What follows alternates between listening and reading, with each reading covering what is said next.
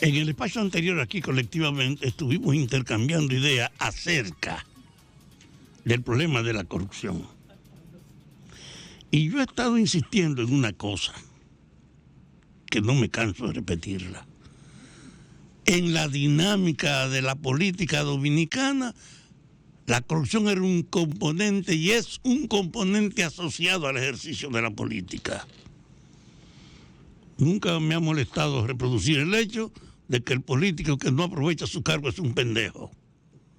De que aquí la idea del servicio, que debe ser la naturaleza de la política, está asociada a los esfuerzos heroicos de los que han comprometido hasta su vida denunciando esa realidad y enfrentándola.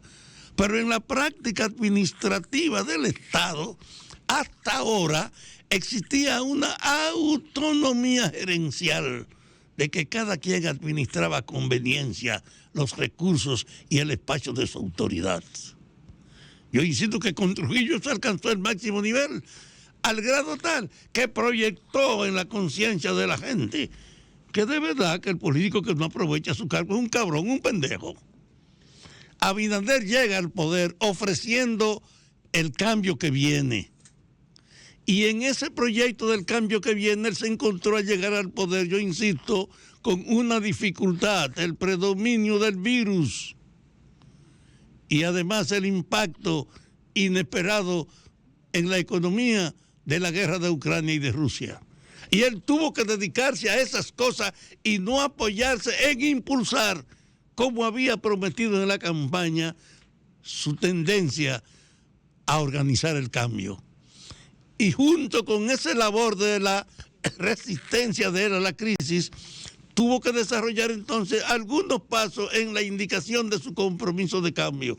Y nombró 3 procuradores.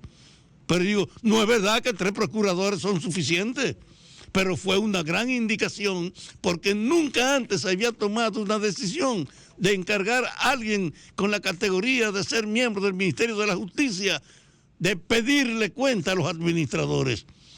Y esos 3 funcionarios han abierto aquí el proceso que llevó como un ejemplo al jefe de la seguridad del presidente, a hermano suyo y a ministro de su gobierno a tener que rendir cuentas bajo la acusación de haber actuado indebidamente en su gestión en el aspecto económico. Y basado en eso, aquí ha comenzado a tornarse como un tema de atención la cuestión de que se acabó la impunidad, de que no es verdad que el poder te da licencia para que en función de aprovecharlo tú hagas lo que te conviene al margen de la ley y de las indicaciones que impone la justicia.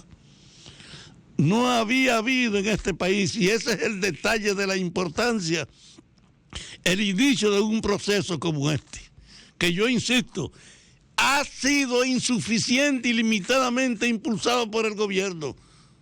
Y ahora mismo Abinader quiere seguir en el poder, y yo digo, solo creándole el compromiso a la población de que él va a impulsar sobre cualquier cosa la aplicación del proyecto con el que él llegó al poder, de que va a impulsar el cambio. Y el cambio es un proceso. Imagínate, el Contralor de la República, ¿qué era? Un funcionario fundamental, encubridor, no tenía ninguna autoridad ni práctica relacionada con pedirle cuenta de las cosas que él investigaba. Aquí no hay antecedentes de que se pusiera, más que si había algún interés personal. Y ese hecho de que el auditor fundamental del gobierno, el fiscalizador, no tenía prácticas que correspondieran a su función, desarrolló, de hecho, una tendencia donde yo quiero agregarle la licitación. No compre por su cuenta, abre una licitación, y comenzaron a hacer licitaciones. La licitación es una imposición de este proceso, pero en el fondo es una formalidad. La mayor parte de los procesos que se obtienen por la licitación tienen una debilidad. No basta con hacer público el problema y la invitación para que diversos sectores participen tratando de competir para ganar.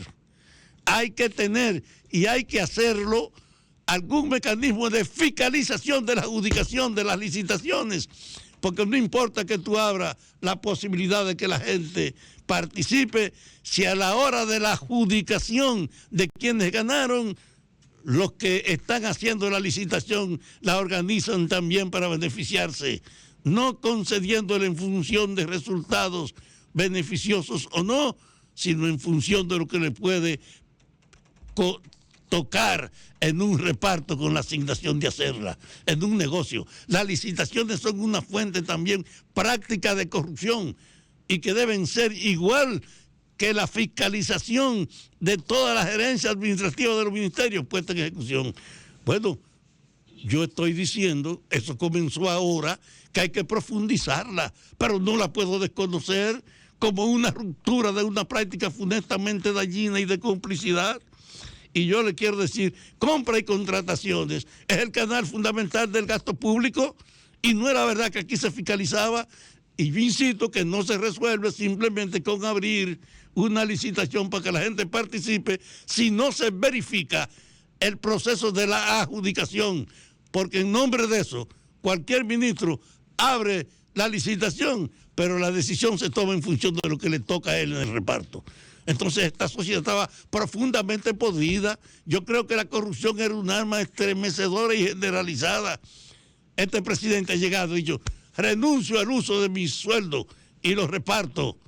Y dos, llamo a los ministros a que se haga una licitación, una verificación de lo que todos ellos cumplan en mi gobierno. Y yo les digo, señores, independientemente del interés, eso no puede ignorarse. Es un gesto renovador sin precedente, aunque las medidas que se han tomado hasta ahora sean, como he dicho, con los 3 procuradores, insuficientes, pero ese camino es que hay que andar.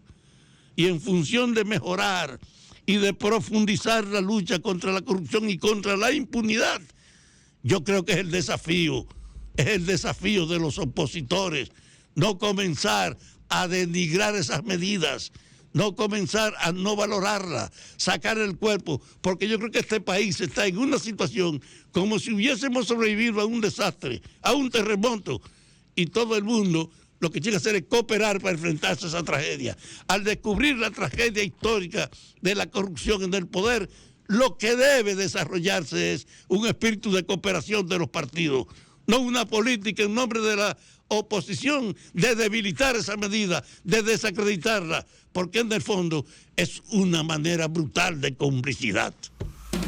Sol 106.5, con la mayor variedad de contenido, información, entretenimiento e interacción en una sola estación. Cobertura total, disponible para ti en la radio y en las plataformas digitales.